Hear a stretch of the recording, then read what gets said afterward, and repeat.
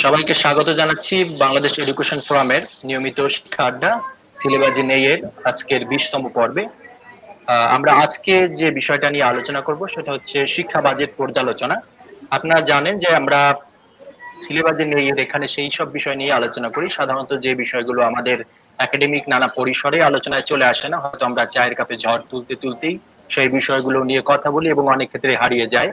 তো সেরকম বিষয় নিয়ে আমরা ইনফরমালি কথা বলি এই প্ল্যাটফর্মে প্রত্যেক শনিবার এই সন্ধ্যা 7:30টার সময়।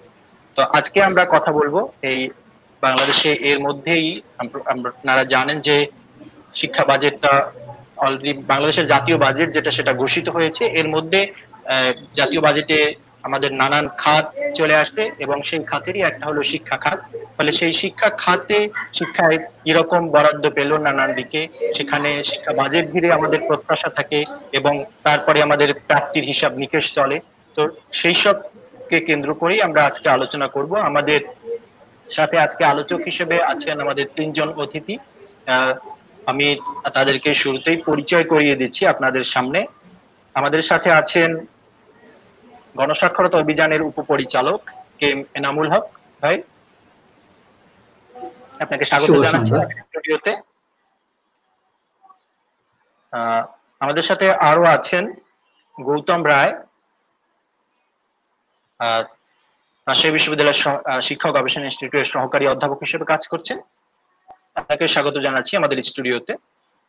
ধন্যবাদ শফিক। আমাদের সাথে আরো জয়েন করবেন ঢাকা বিশ্ববিদ্যালয়ের শিক্ষা গবেষণা ইনস্টিটিউটের সাবেক পরিচালক এবং এখন অনারারি প্রফেসর হিসেবে কাজ করছেন সালমা আক্তার ম্যাডাম।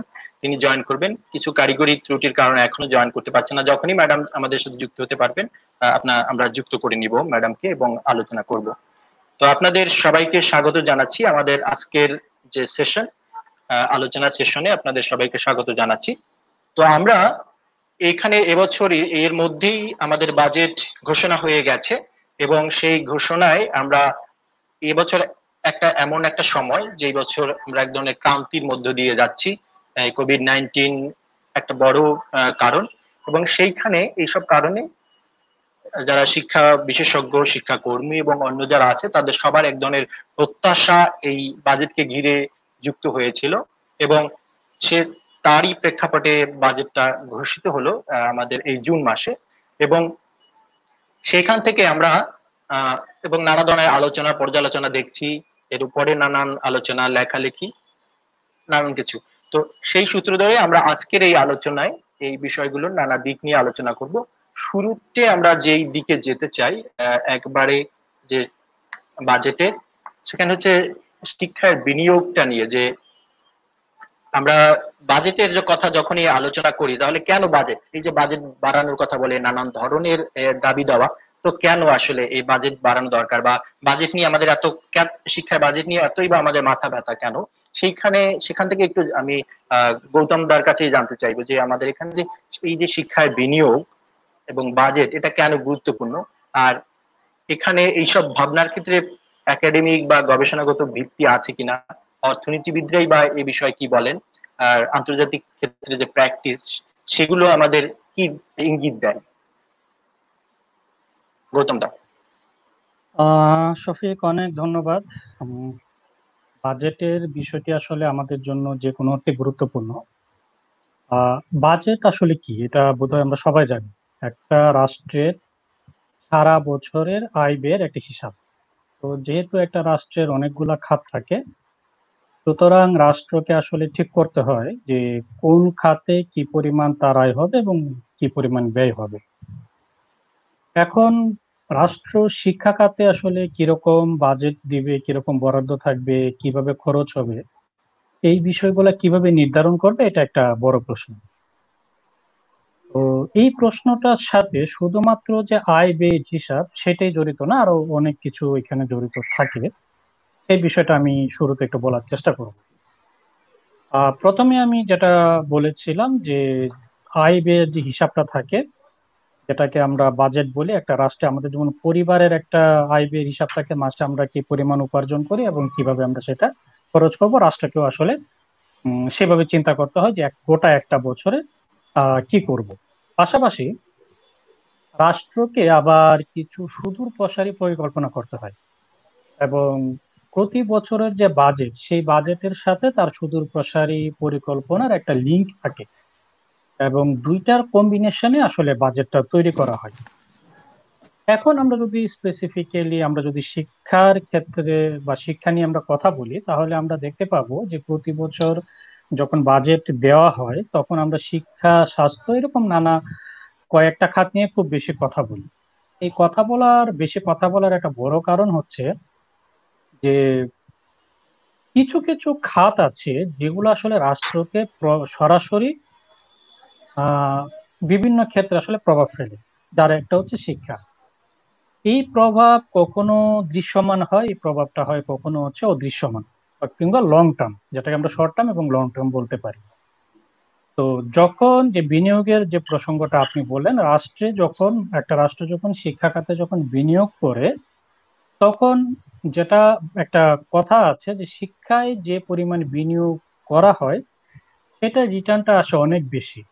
হয়তো বা খুব তাড়াতাড়ি বা শর্ট টাইমে সে রিটার্নটা আসে না, এটা একটা লং টার্ম প্রসেস, এটা রিটার্নটা আসে খুব বেশি, এবং সেটা আসলে সব সেক্টর থেকে আসে। মানে শিক্ষা খাতে বিনিয়োগ করলে এটা রিটার্নটা স্বাস্থ্য থেকে আসে, এটা রিটার্নটা ক্রীড়া থেকে আসে, সংস্কৃতি থেকে আসে, রাজনীতি থেকে আসে, সব জায়গা থেকে আসে। ফলে শিক্ষা খাতে বাজেটটা আসলে একটা বড় আলোচনার বিষয়, এবং আপনি খেয়াল করবেন এটা শুধুমাত্র 1-2 বছর বা 5 বছরের বিষয় নয়, স্বাধীনতার পর থেকে যতগুলো বাজেট দেওয়া হয়েছে প্রত্যেকটি ক্ষেত্রে আমাদের যারা অর্থমন্ত্রী, যারা সহ আমরা সবাই একটা কথা বলতে খুব ভালোবাসি, বা একটা কথা বলতে আমরা ক্রেডিট নেওয়ার চিন্তা করি, সেটা হচ্ছে যে শিক্ষা খাতে সর্বোচ্চ বরাদ্দ। তো এই কথাটা থেকে আমরা আসলে বুঝতে পারি যে শিক্ষা খাতে আসলে সর্বোচ্চ বরাদ্দ দেওয়া উচিত, এবং যারা বাজেট পেশ করেন তারাও আসলে বলেন যে আমরা শিক্ষা খাতে সর্বোচ্চ বরাদ্দ দিয়েছি, কারণ তার সবাই আমরা জানি যে শিক্ষা খাতে বরাদ্দ দেওয়া হলে আসলে এইটার প্রভাবটা কতটুকু পড়ে। তো সেজন্য আমরা যখন কথা বলি তখন শিক্ষাটাকে এই কারণে আসলে বেশি গুরুত্ব দিই। এখন কতটুকু বাজেট বরাদ্দ দেওয়া উচিত, এটার কোনো একাডেমিক বেসিক আছে কিনা, মানে রিসার্চ আছে কিনা, এই প্রসঙ্গে যদি আমি বলতে চাই তাহলে বলবো যে এইগুলো নিয়ে প্রচুর কাজ আছে, গবেষণা আছে, এবং পৃথিবীব্যাপী যেমন ইউনেস্কো কিছু হিসাব নিকাশ আছে, যে আমরা যেটাকে প্রায় আমরা বলি যে জাতীয় বাজেটের অন্তত 20 ভাগ শিক্ষাক্ষেত্রে বরাদ্দ দেওয়া উচিত। এবং শুধুমাত্র তাই না, পৃথিবীর প্রতিটা দেশ কোন বছর কি পরিমাণ বাজেট দিচ্ছে, কোন খাতে বাজেট দিচ্ছে, এডুকেশনের আবার বিভিন্ন ভাগ আছে, প্রাইমারি, সেকেন্ডারি, এরকম। সেই রকম আমরা হিসাব নিকাশ করি এবং আমরা বোঝার চেষ্টা করি যে রাষ্ট্র আসলে কোন দিকে আসলে আমাদেরকে নিয়ে যেতে চায় বা শিক্ষাটাকে দেখতে চায়। তো সেখানে যদি দেখি যে আমরা যেটা বলেছি যে 20 ভাগ জাতীয় বাজেটের বরাদ্দ দেওয়া উচিত, সেই জায়গায় যদি আমরা দেখি যে আমাদের যে রাষ্ট্রীয় বাজেট প্রতি বছর যেটা পেশ করা হয়, এটা আসলে মোটামুটি 9, 10, 11 এইরকম একটা সংখ্যার মধ্যে ঘোরাঘুরি করে, 20-এর আসলে ধারে কাছেও নেই। 2010 সালে যখন জাতীয় শিক্ষানীতি পাশ করা হলো, বা আমরা যখন জাতীয় শিক্ষানীতিটা পেলাম, তখন একটা প্রসঙ্গ উঠেছিল বাজেট বাড়ানোর ব্যাপারে। এটা সবসময় ওঠে, কিন্তু তখন একটু আলোচনাটা বেশি হয়েছিল এই কারণে যে বাংলাদেশ নতুন শিক্ষানীতি অনুযায়ী শিক্ষা ব্যবস্থাটাকে সাজাবে, এবং সেটার জন্য যে পরিমাণ বাজেট দরকার তাতে আসলে প্রচলিত 11-12% বাজেট আসলে যথেষ্ট নয়। তখন একটা টার্গেট ঠিক করা হয়েছিল যে 2011 সাল থেকে শুরু করে 2018 সাল পর্যন্ত ক্রমান্বয়ে সেই শিক্ষানীতির যে রেকমেন্ডেশন গুলো সেগুলো বাস্তবায়ন করা হবে, এবং সেই রেকমেন্ডেশন গুলো বাস্তবায়ন আসলে আমাদের অর্থনৈতিক সক্ষমতা বিবেচনা করে সেটাকে আসলে আহ 1 বছর 2 বছরে না করে 2011 থেকে 2018 সাল পর্যন্ত এটা বাস্তবায়ন করার কথা, এবং সে অনুযায়ী বাজেট বরাদ্দ দেওয়ার কথা।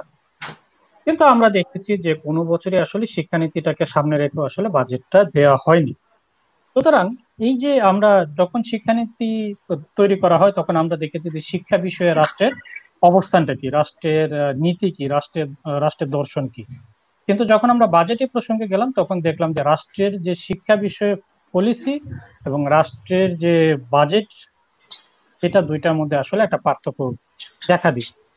এবং এই পার্থক্যটা অনেকটি আমরা হয়তো অনেক ক্ষেত্রে ধরাটা একটু মুশকিল হয়ে যায় এই কারণে যে আমরা যখন বলি যে শিক্ষা ক্ষেত্রে বাজেট বেশি কিংবা এত পার্সেন্ট, আমরা অনেক সময় দেখি যে শিক্ষার সাথে কিন্তু আরো অনেকগুলা কম্পোনেন্ট জুড়ে দেওয়া হয়, কখনো কখনো তথ্য প্রযুক্তি জুড়ে দেওয়া হয়, কখনো কখনো সংস্কৃতি জুড়ে দেওয়া হয়, কখনো কখনো বিজ্ঞান ও প্রযুক্তি জুড়ে দেওয়া হয়, এরকম নানা বিষয় জুড়ে দেওয়া হয়, তাতে বাজেটের আকারটা বাড়ে। কিন্তু প্রকৃতপক্ষে শিক্ষার জন্য যতটুকু বাজেট বরাদ্দ দেওয়া প্রয়োজন, অন্তত আমরা যে একটা বেঞ্চমার্ক আমরা যে দেখি যে 20% জাতীয় বাজেটের, সেটা আসলে নেই। এবং সেটার পিছনে আপনি যে একাডেমিক বা গবেষণাগত ভিত্তি, এরকম আসলে প্রচুর গবেষণা এখানে আছে। তো এইসব গবেষণার ভিত্তিতে আসলে এই এই এই নাম্বার বা এই পার্সেন্টেজ গুলো এসছে। এবং আন্তর্জাতিক ক্ষেত্রে আমরা যদি প্র্যাকটিসের কথা যদি দেখি, আমরা দেখব যে যাদেরকে আসলে আমরা মানে উন্নত দেশ, কোট আনকোট উন্নত দেশ বলে আমরা চিহ্নিত করি, তাদের বাজেটের কি অবস্থা। ইভেন আমরা যদি আমাদের দক্ষিণ এশিয়ার দেশগুলোর কথা যদি চিন্তা করে, তাহলে আমরা দেখবো যে বাংলাদেশের বাজেট দক্ষিণ এশিয়ার কান্ট্রিগুলোর চাইতে আসলে অনেক পিছনে। সম্ভবত একমাত্র আফগানিস্তান আমাদের পিছনে আছে, কিন্তু আপনি পাকিস্তান, ভারত, নেপাল, ভুটানের কথা যদি বলেন, তাদের জাতীয় বাজেট আসলে শিক্ষার পিছনে যে বাজেট, সেটার বরাদ্দের পরিমাণ আমাদের চেয়ে অনেক বেশি। আমি বোধহয় আপাতত এটুকুই থাকবো। থ্যাংক ইউ গৌতম দা। আমাদের এই আলোচনায় ইতিমধ্যে অংশগ্রহণ করেছেন আমাদের, যার কথা বলছিলাম যে অধ্যাপক সালমা আক্তার ম্যাডাম, তিনি জয়েন করেছেন। ম্যাডামকে শুভেচ্ছা জানাচ্ছি আমাদের আজকের এই আলোচনা অনুষ্ঠানে অংশগ্রহণের জন্য। তো আমরা আসলে শুরু করেছিলাম বাংলাদেশে শিক্ষা বাজেট নিয়ে, শুধু বাংলাদেশ না, আমরা শুরুটা করেছিলাম যে শিক্ষা বাজেট এবং শিক্ষায় বিনিয়োগ কেন গুরুত্বপূর্ণ, এই এই বিষয়ে আলোচনা দিয়ে। ম্যাডাম কি শুনতে পাচ্ছেন আমাদেরকে?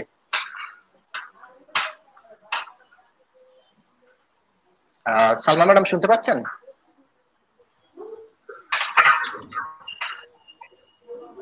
ম্যাডাম শুনতে পাচ্ছেন আমাদের?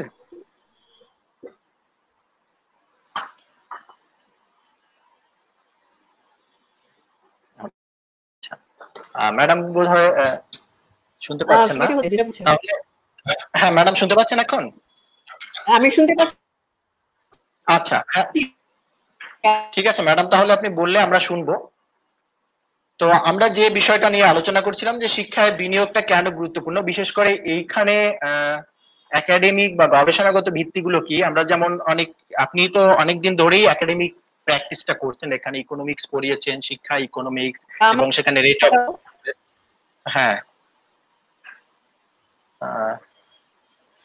অফ রিটার্ন এই বিষয়গুলো নিয়ে পড়িয়েছেন। ম্যাডাম শুনতে পাচ্ছেন? অর্ধেক শুনেছি, অর্ধেক শুনতে পাই নাই। আচ্ছা, আমি একটু এটাকে যদি আমার লাইনে করে বলি।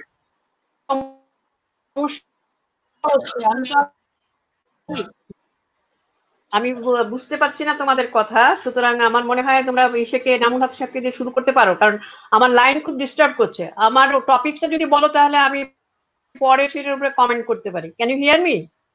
হ্যাঁ আমি শুনতে পাচ্ছি ম্যাডাম, আপনি শুনতে পাচ্ছেন কিনা আমাদেরকে? আমি এখন শুনতে পাচ্ছি, বলো, এরপরে হয়তো লাইন চলে যাবে। আমি আসলে দুঃখিত যে আমার এই অবস্থা হচ্ছে। ঠিক আছে ম্যাডাম, আমি প্রশ্নটা করছি যে আপনি তো আমাদের যে প্রশ্নটা যে বাজেট আসলে শিক্ষার ক্ষেত্রে, শিক্ষা বাজেট কেন গুরুত্বপূর্ণ, আমরা কেন এটা নিয়ে আলোচনা করছি। এখানে বিনিয়োগ বাড়ানোর কথা বলা হচ্ছে, ইউনেস্কো 6% বলছে, অন্যরা বলছে যে জিডিপির 6%, আবার বলছে যে বাজেটের 20%। প্রকাশ করো কি আমার কি সে বলতে হবে, আমি গৌতমকে শুনেছিলাম। হ্যাঁ, এটা কেন গুরুত্বপূর্ণ, এবং এই ক্ষেত্রে আপনি যেহেতু অনেকদিন ধরেই একাডেমিক প্র্যাকটিস করছেন, সেখানে একাডেমিক বা গবেষণাগত ভিত্তিগুলো কি কি বলা হচ্ছে সেখানে? আবার বলো। বলছিলাম যে শিক্ষা বাজেটটা আসলে রাইট। আমি শুরু করতে চাই বলেই তোমাদের ধন্যবাদ যে চমৎকার একটা ইসে নিয়ে বিষয় নিয়ে আলোচনা শুরু করেছো। বাংলাদেশে এর উপরে আলোচনা তেমন হয় না, বিশেষ করে ইকোনমিক্স এন্ড এডুকেশন, এই দুইটার মধ্যে যে সম্পর্ক, এই সম্পর্কের দিকটাকে এখানে ফোকাস হয়েছে। আমি তোমাদের ধন্যবাদ জানাই। আমি যেটা বলতে চাচ্ছি, যেটা গৌতম আলোচনা করেছে বাজেটের উপরে, বাজেট তো আমরা যদি মূল কথায় ধরি, অল্প কথা, সেটা হচ্ছে যে সরকারের, একটা দেশের সরকারের 1 বছরের জন্য যে শিক্ষা সম্পৃক্ত যে ইকোনমিক প্ল্যান বা অর্থনৈতিক পরিকল্পনা, আয় ব্যয়ের যে পরিকল্পনা, সেটাকে যদি আমরা বাজেট বলি, সেই ক্ষেত্রে গৌতম ভালো বলেছে যে বাজেটে বাংলাদেশের কি অবস্থা, কি স্ট্যাটাস। এক্ষেত্রে গবেষণাও প্রচুর হয়েছে বিদেশে, আমাদের দেশে ঠিক কতটা হয় না যতটা অনেকটা করেছে ক্যাম্পি, আমার মনে হয় নামুল হক সাহেবের উপরে যত ভালো দিতে পারবেন। আইআর এর পক্ষ থেকে কম হয়েছে, স্টুডেন্টরা করেছে, আমরা দুই একটা গবেষণায় অংশগ্রহণ করেছি, কিন্তু আমি সেই গবেষণার ইসে যেতে চাই না, যেহেতু গবেষণাটা এখনো আমি মনে করি আমাদের এখানে ইমার্জিং পর্যায়ে আছে। Education and economics as a ইসে তোমার হলো কনজয়েন্ট ফিল্ড, এখনো ইমার্জিং। আমি যেটা বলতে চাচ্ছি যে কেবল বাজেট করলেই হবে না, অর্থ বরাদ্দ করলেই হবে না, আমি এখানে বাজেট ইমপ্লিমেন্টেশন এই সক্ষমতার উপরে জোর দিচ্ছি। কারণ যারা বাজেট তৈরি করেন এবং বাজেট যতটুকুই বরাদ্দ হোক না কেন, সেই বরাদ্দটা যদি ভালোভাবে হয়, আমরা যেটাকে বলি হলো maximum utilization of resources in terms of human resource, in terms of material resource, in terms of man resource, in terms of money resources. সেই ম্যাক্সিমাম ইউটিলাইজেশনের ক্ষেত্রেই আমাদের ওয়েস্টেজ রয়ে গেছে। ওয়েস্টেজের একটা বড় জিনিস হচ্ছে যে আমাদের ক্যাপাসিটি নাই, ওর ক্যাপাসিটি তৈরি করার জন্য যে দরকার, ট্রেনিং দরকার, সেটা অভাব। তারপরে রয়েছে কারাপশন। আমরা টিআইবির অনুসন্ধানে জানি, যে রিপোর্টে জানি যে বাংলাদেশের দুটো খাতে সবচেয়ে বড় দুর্নীতি, এক হচ্ছে শিক্ষা, আরেক হচ্ছে স্বাস্থ্য, তাছাড়া তো অন্যান্য আছে। তো আমি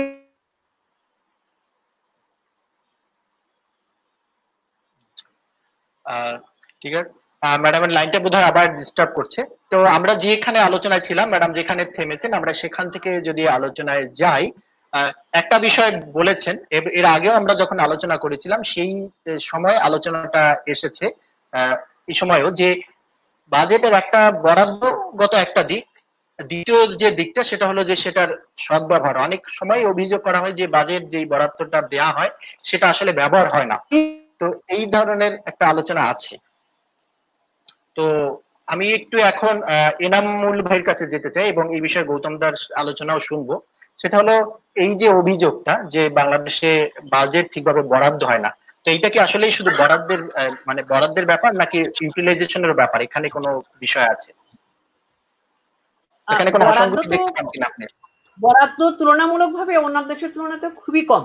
আমি বরাদ্দের উপরে গৌতম ফোকাস করেছে, আমি হলো তো এই বরাদ্দকে যাতে আরো ভালোভাবে করা যেতে পারে, তোমার হলো ব্যবহার করা যেতে পারে, অর্থাৎ সুব্যবস্থাপনা, management and implementation of educational funds, allocated funds and resources, সেটার উপরে জোর দিতে যাচ্ছি। এবং সেখানেই আমি বলেছিলাম যে শিক্ষাকে আমরা বিনিয়োগ হিসেবে সারা পৃথিবী করে নিয়েছে, স্বীকার করে নিয়েছে, এটা আজকাল আর কনজাম্পশন নয়, বিনিয়োগ। সেই বিনিয়োগ আমরা কেন করি, যে উপযোগিতা যেন পাই, আমরা ভবিষ্যতে উপকারিতা পাই এবং ম্যাক্সিমাম ইউটিলাইজেশনের মাধ্যমে ম্যাক্সিমাম বেনিফিটস আমরা রিটার্ন পাওয়ার চেষ্টা করব। এবং সেটার উপরেই আমি জোর দিতে যাচ্ছি যে প্রথমত হলো আমাদের গবেষণার অভাব রয়ে গেছে, যদিও দুই একটা প্রতিষ্ঠান করে যাচ্ছে এবং সেখানেও এই সমস্যাগুলো আসবে। যে সবচেয়ে বড় হচ্ছে যে under utilization of resources, misuse, তারপরে হচ্ছে তোমার ওয়েস্টেজ, করাপশন যেটাকে বলা হয়, ইত্যাদি। তার আরেকটা বড় কারণ হচ্ছে যে ইমপ্লিমেন্টেশন ক্যাপাসিটি নাই, দিক নির্দেশনা নাই, বরাদ্দ আছে কিন্তু দিক নির্দেশনা নাই, how to implement it and who will implement it মানে সাকসেসফুলি, সেটা একটা বড় জিনিস আছে। ওয়েস্টেজ কিভাবে কমানো যেতে পারে, করাপশন কিভাবে কমানো যেতে পারে, সেটার উপরে গবেষণা হওয়া উচিত এবং সেটার উপরে তোমার হলো কাজ করা উচিত, পলিসি ডিরেকশন থাকা উচিত।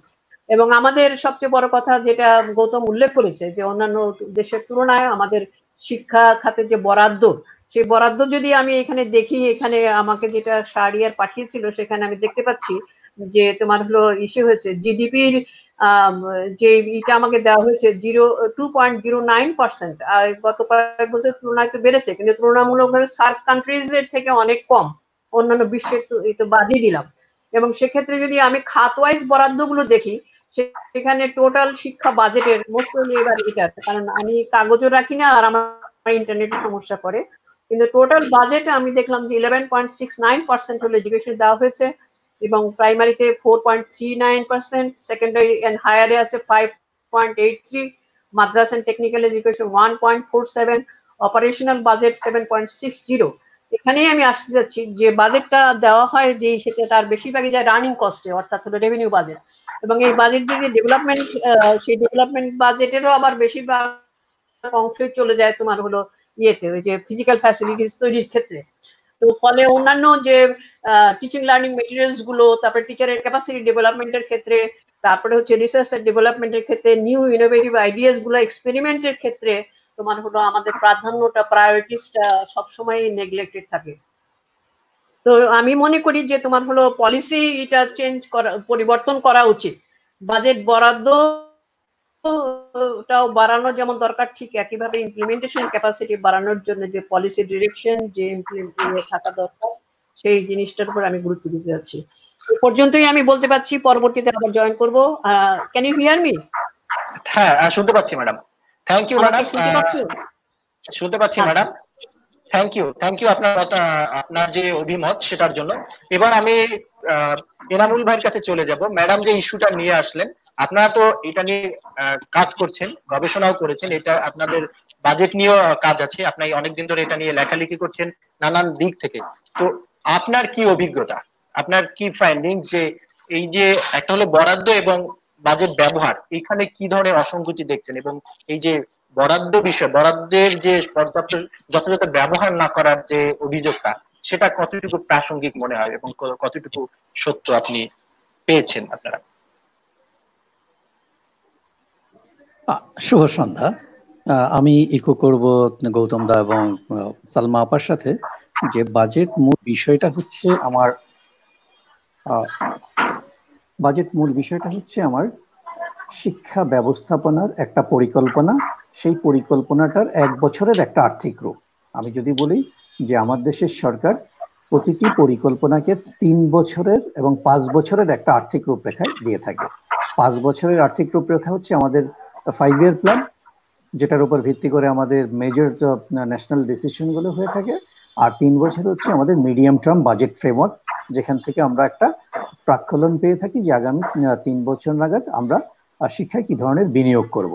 এবং 1 বছরে হচ্ছে এক্সাক্ট প্ল্যানটা, যে এই বছরে আমি কত টাকা বরাদ্দ করছি, কোন কোন খাতগুলিকে প্রায়োরিটি দিচ্ছি, কোন জায়গায় আমি কত ব্যয় করব। আমাদের বাজেটের দুটো অংশ আছে। একটা অংশ হচ্ছে আমাদের বেতন ভাতা।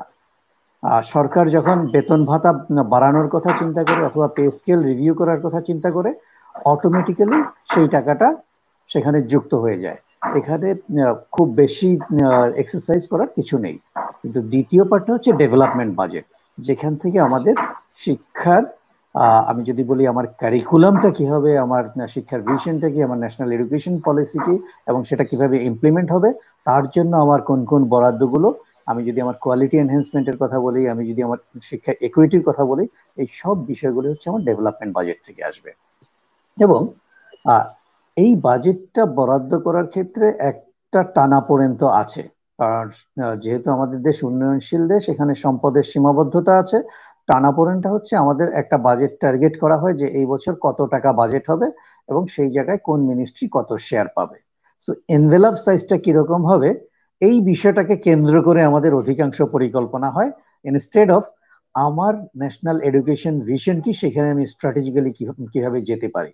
একটা গুরুত্বপূর্ণ বিষয় হতে পারতো আমাদের যে ইলেকশন ম্যানিফেস্টো আছে, ইলেকশন ম্যানিফেস্টোতে আমি আমার শিক্ষা উন্নয়নের দর্শন বলেছি 5 বছরে আমি কোথায় নিয়ে যাব, এবং সেই অনুযায়ী যদি আমরা বিনিয়োগটা করতে পারতাম, তাহলে রিয়েলি 5 বছর পরে আমি সেটাকে পরিমাপ করতে পারতাম যে আমার পলিটিক্যাল ভিশন কি ছিল এবং আমরা সেটা কোথায় ইমপ্লিমেন্টেশনে গিয়েছি।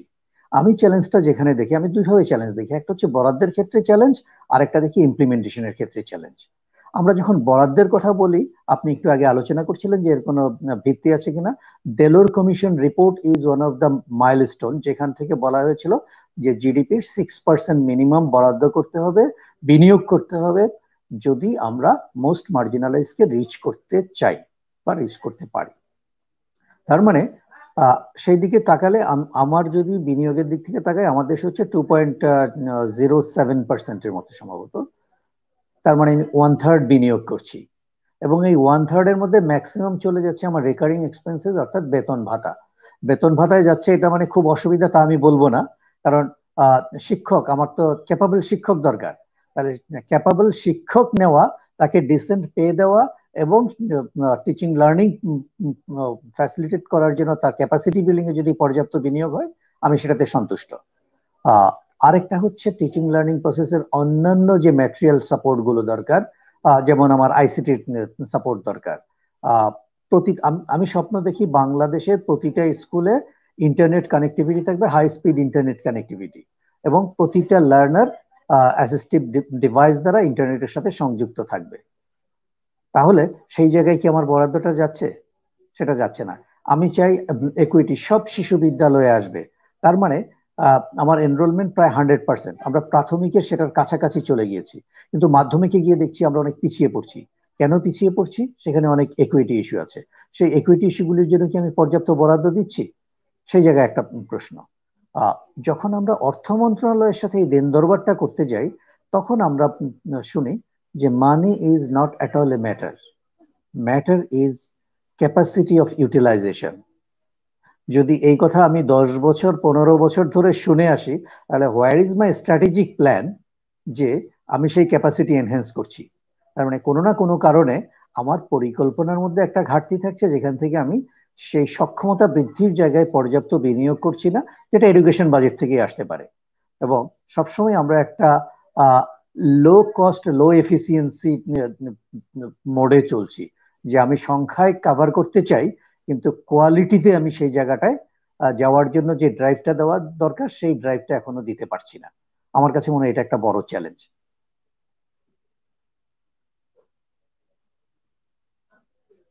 থ্যাংক ইউ ইনামুল ভাই। আমি এই প্রশ্নটা নিয়ে গৌতমদার কাছে একটু আসবো। সেটা হলো, আমি এখানে আমাদের একটা প্রশ্ন এসেছে এই ধরনের, আমি সেই প্রশ্নটা পড়ে নিয়ে বলতে চাচ্ছি। সেখানে বলা হচ্ছে যে হতাশাজনক বাজেট শিক্ষায়, শিক্ষকের হাতেই শিক্ষার উন্নয়ন, শিক্ষকের ভালো জীবনযাপনের কিভাবে তাদের জন্য মাত্র 1,000 টাকা বাড়ি ভাড়া প্রদান করা হয়। আসলে বিরাট বরাদ্দের নামে ভবন আর এমন কিছু খাতে রাখা হয় যাতে বেশিরভাগ অর্থের ব্যয় নিয়ে প্রশ্ন আছে জনমনে। সকল শিক্ষা একমুখী ও জাতীয়করণ করা হোক, বৈষম্য বন্ধ হোক, এ ধরনের একটা প্রশ্ন আছে। তো এইটার সাথে রিলেট করে আমি একটু যদি বলতে চাই যে এইখানে যে আমাদের একটা বলা হচ্ছে যে বাজেট বরাদ্দ হচ্ছে খুব কম, কারণ হচ্ছে সেটা ব্যয় হচ্ছে না। কিন্তু আসলে যে প্রয়োজনীয় খাতগুলোতে, যেটা যেমন এনাম ভাই একটা বিষয় বললো, তো অন্যান্য খাতগুলো যদি বলি যে যেখানে প্রয়োজন সেখানে কি যথাযথ বাজেট বরাদ্দ দেওয়া হচ্ছে? এই বরাদ্দ সংক্রান্ত কোনো জটিলতার কারণে কি বাস্তবায়নে কোনো সমস্যা হয় কিনা?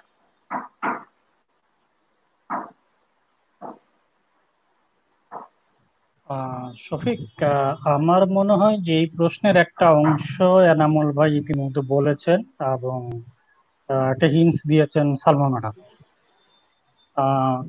বরাদ্দের ব্যাপারটা আসলে দেখতে হবে দুই ভাবে। একটা হচ্ছে যে ধরেন তৃণমূল পর্যায়ে যারা কাজ করছেন তাদের আসলে কতটুকু প্রয়োজন, সে ব্যাপারটা দেখতে হবে যে তাদের যতটুকু প্রয়োজন ততটুকু দেওয়া হচ্ছে কিনা। এটা একটা বিষয়। আর একটা বিষয় যেটা এনামুল ভাই বলেছেন, যে আমার আসলে ভীষণটা কি, আমি সেই ভীষণটা নিয়ে আমি খরচ করতে বা সেই জন্য সেই পরিমাণ বরাদ্দ করতে রাজি কিনা। আমি আগে প্রথমটা শুরু করি। যখন বাজেট তৈরি করা হয়, তখন দাবি করা হয়, অনেকেই দাবি করেন বা অনেক ক্ষেত্রে বলা হয় যে তৃণমূল পর্যায়ে তারা জিজ্ঞেস করেন যে কি পরিমাণ বাজেট লাগবে। তো এই কথাটা কাইন্ড অফ এটা একটা বটম আপ অ্যাপ্রোচ, এবং এটা শুনতে আমাদেরও খুব ভালো লাগে। যে আমাকে যদি বলা হয় যে আমার আসলে কিরকম বাজেট লাগবে, আমি নিজেকে আসলে কাইন্ড অফ এম্পাওয়ার্ড আমি মনে করবো যে আমাকে জিজ্ঞেস করে বাজেট তৈরি করা হচ্ছে। তো যখন এই কথাটা বলা হয়, আমি আমি যদি গত বছর আমার জন্য 10 টাকা বাজেট বরাদ্দ থাকে, তখন আমি হয়তো এই বছরের মুদ্রাস্ফীতি মূল্যস্ফীতি বা সবকিছু মিলিয়ে টিলে আমি হয়তো 12 টাকা বাজেট আমি চাইতে পারি, কিছুটা বাড়িয়ে চাইতে পারি। আমি হয়তো 10 টাকার জায়গায় আমি 20 টাকা 25 টাকা চাইবো না। এই চাইবো না জায়গাটাতে একটা ফাঁক আছে। ফাঁকটা কেমন? প্রথম কথা হচ্ছে যে আমাকে যখন বাজেট চাইতে বলা হবে, তখন আমি কিছু ফিক্সড যে খরচ সেটা আমি ধরে নিব। যেটা এনামুল ভাই বললেন, একটা হচ্ছে আমাদের অবকাঠামোগত, মানে ভবন বা এই ধরনের বিষয়, কেনাকাটা এই ধরনের বিষয়। আর একটা হচ্ছে বেতন টেতন বা এই ধরনের পেনশন মুক্তমুখ এই ধরনের বিষয়, সব মিলে হচ্ছে এটা। এটা কিন্তু আপনার মোটামুটি ফিক্সড, এবং আমরা জানি প্রতি বছর একটা নির্দিষ্ট হারে বাড়ে। কিন্তু এই সেকেন্ড অপশনটাতে গিয়ে কিন্তু আমরা সবাই আটকে যাই, যে একটা রাষ্ট্রের ভীষণ যদি থাকে, একটা রাষ্ট্রের যদি পলিসি থাকে, রাষ্ট্রই আসলে তখন সেটা সবার কাছে প্রচার করবে যে আমরা আগামী 10 বছরে এই জায়গায় যেতে চাই। এবং আপনারা যখন বাজেট নির্ধারণ করবেন, আপনারা যখন বাজেট চাইবেন, আপনারা যখন বাজেট দিবেন, তখন আপনারা এই বিষয়টা মাথায় রাখবেন।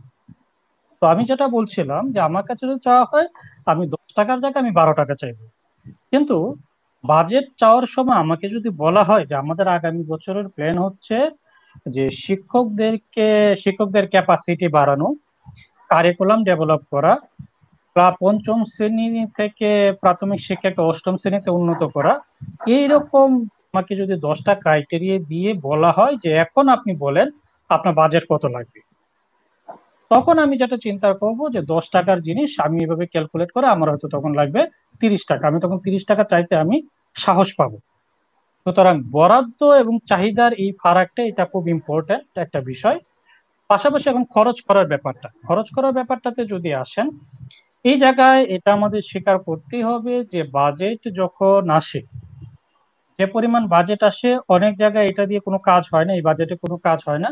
অনেক জায়গায় আসলে বাজেট আমরা খরচ করতে পারি, এটাও কিন্তু সত্যি। এবং বাজেট খরচ করার ব্যাপারে এক ধরনের আমার অদক্ষতাও কিন্তু আমাদের মধ্যে আছে, দুইটাই আছে। মানে একটা হচ্ছে যে আমরা খরচ করতে পারি না নানা কারণে, আর একটা হচ্ছে অদক্ষতা। আমি একটু খরচ যে আমরা করতে পারি না এটা একটু উদাহরণ দিই। উদাহরণটা এরকম যে ধরেন বিশ্ববিদ্যালয় পর্যায়ে প্রত্যেকটা বিশ্ববিদ্যালয়ে প্রতি বছর কি পরিমাণ গবেষণা করা হবে তার জন্য একটা বাজেট ধরা হয়। যেমন এই বছর ঢাকা বিশ্ববিদ্যালয়ে সম্ভবত 840 কোটি টাকা বা এরকম একটা সব মিলে এরকম একটা বাজেট ধরা হয়েছে। তো সেখানে গবেষণার জন্য যে বাজেটটা ধরা হয়েছে, কিংবা ধরেন রাজশাহী বিশ্ববিদ্যালয়ে গবেষণার জন্য প্রতি বছর যে পরিমাণ বাজেট ধরা হয় এবং যে পরিমাণ প্রপোজাল চাওয়া হয় এবং বাজেট বরাদ্দ করা হয়, সেখানে দেখা যাচ্ছে যে একজন গবেষক 2 লাখ 4 লাখ, সর্বোচ্চ হয়তো 2 লাখ, সর্বোচ্চ তো কেউ 2 লাখ, কেউ 4 লাখ, কেউ 5 লাখ, এইরকম একটা পরিমাণ তারা পেতে পারে, বা তাদেরকে বলা হয় যে এর মধ্যে তাদের প্রপোজালটা জমা দিতে। তো দেখা যাচ্ছে এইরকম হয়তো 10টা 20টা প্রপোজাল জমা পড়লো, তাতে যে পরিমাণ বাজেট তার মধ্যে হয়ে গেল। তো সেখান থেকে হয়তো অনেকে বলতে পারেন যে ঠিক আছে, আমার তাহলে বাজেটের মধ্যে থেকে গবেষণাটা হয়ে যাচ্ছে। কিন্তু আপনি যদি একটু উল্টা পিঠে আপনি এইভাবে চিন্তা করেন যে ধরেন একজন ফিজিক্সের একজন শিক্ষক, তিনি একটা গবেষণা করবেন, যে গবেষণার জন্য যন্ত্র কিনতেই তার আসলে 30 লাখ টাকা লাগবে এবং এটা আসলে দীর্ঘমেয়াদী সার্ভিস দিবে।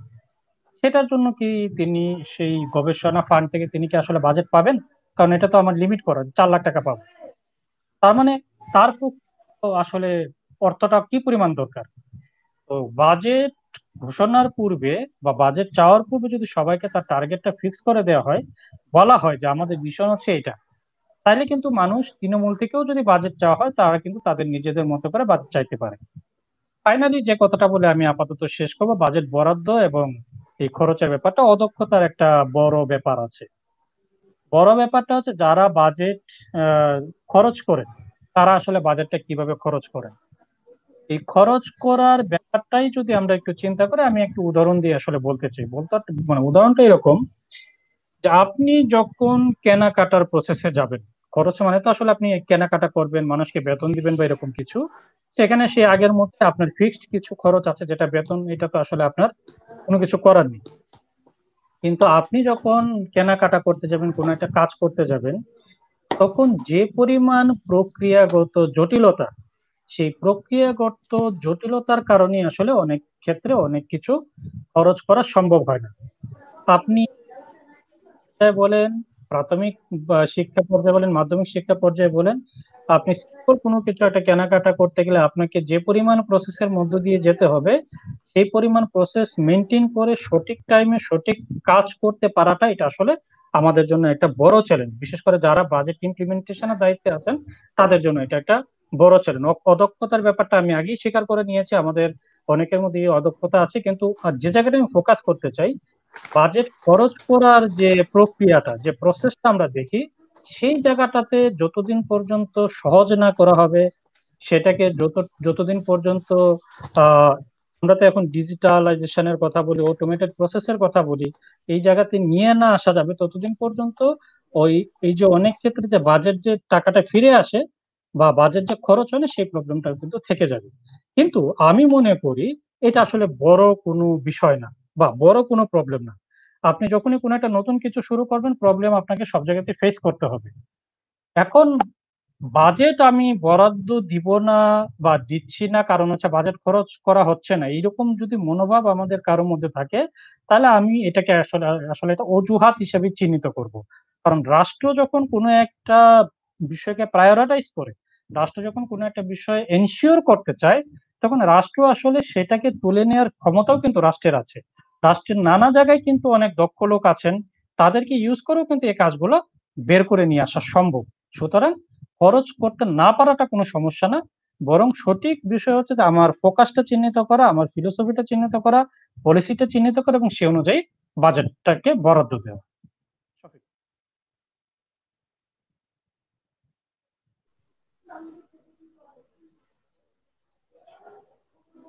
ওকে কান মিউট করতে হবে। একটু আনমিউট। ধন্যবাদ গৌতম দা। আমি আপনাদের এই প্রশ্নের পরে একটা প্রশ্ন নিয়ে আসি, আপনাদের এই আলোচনার পরে এখানে প্রাসঙ্গিক মনে হচ্ছে আমার এই কারণে। আমাদের ফেসবুক থেকে যে কমেন্ট গুলো এসেছে এখান থেকে রাকিব রোকন একটা প্রশ্ন করেছেন যে আমাদের রাষ্ট্র মুখে বলে শিক্ষা গুরুত্বপূর্ণ, কিন্তু বাজেটে তার প্রতিফলন কতটা দেখি আমরা। শিক্ষার গুণগত মান উন্নয়নের জন্য শিক্ষকদের বেতন ভাতা বৃদ্ধি এবং প্রাতিষ্ঠানিক সুযোগ সুবিধার পরিধি বিস্তৃত করা প্রয়োজন। তার জন্য দরকার বাজেটে অতিরিক্ত বরাদ্দ, কিন্তু কোয়ালিটি এডুকেশনের কথা নীতি নির্ধারকরা বারবার বললেও বরাদ্দ বৃদ্ধির কথা আমরা শুনিনি। তবে কি নীতি নির্ধারকগণ শিক্ষাকে উন্নয়নের পূর্বশর্ত হিসেবে মুখে মানলেও আদতে বিশ্বাস করেন না? এই যে প্রশ্নটা করেছেন এটার সাথে আমি একটু সম্পূরক একটা প্রশ্ন করতে চাই। সেটা হলো যে তাহলে এখানে যে আমরা উন্নয়নের যে আমাদের লেন্স আছে, উন্নয়ন ভাবনার যে লেন্স আমাদের রাষ্ট্রীয় কিংবা আমাদের যারা নীতি নির্ধারক, তাদের এই লেন্সটাও কি আসলে এর সাথে জড়িত কিনা? তারা কি শিক্ষাকে ওইভাবে আসলেই যে উন্নয়নের জন্য একটা পূর্ব শর্ত বা গুরুত্বপূর্ণ বিষয় হিসেবে মনে করেন কিনা, বা মানব পুঁজির বিকাশ যে আসলে জাতীয় উন্নয়নের জন্য প্রয়োজনীয় সেই বিষয়টা মনে করেন কিনা?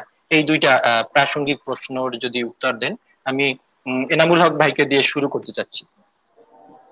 ওকে, প্রথমেই যদি আসি যে শিক্ষকদের পেমেন্ট, এটা একটা খুব গুরুত্বপূর্ণ বিষয়।